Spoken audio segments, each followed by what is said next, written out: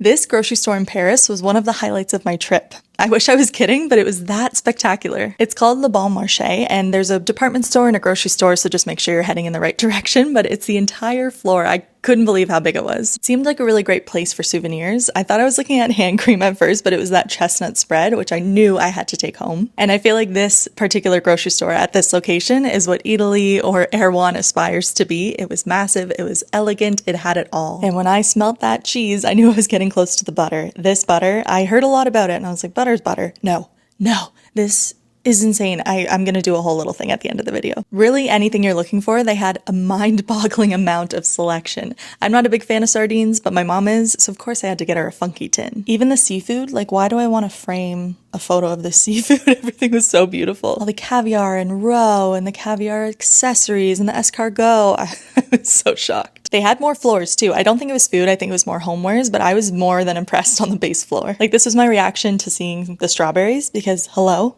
Huge, beautiful. I had to get a smaller pack just to try them. I get excited about food as is, so I was in heaven here. Everything was so beautiful and darling and fresh and just high quality. And look, a little Canadian shelf. How cute. Look at the size of these croissants too. Oh my god. I really wish I didn't come on my last day because I would have cooked a meal. Look at the size of the filet. It was the size of my thigh. They had a wine bar, a whole truffle aisle. I got my dad some hot sauce. That looked really good. I was gonna get him this one, but I thought probably not the best design to fly home with. I literally circled back to the seafood because I loved it so much. Everything was caught locally, which is cool, and then I finished off by looking at the pastries. Again, pieces of art, incredible. Then we finally checked out, which was great as well, and then we headed home for a taste test. The strawberries were amazing, so sweet, they filled the room with an incredible smell, and I guarantee they're just as good as those $20 ones from Erewhon. Now for the butter, we got Madagascar vanilla. It looked like clay, but you can just see how moist and creamy it is, and then we also got, I think, 5% salt. Simply epic. I will dream about this butter. No notes. I am so sad I don't have room in my luggage.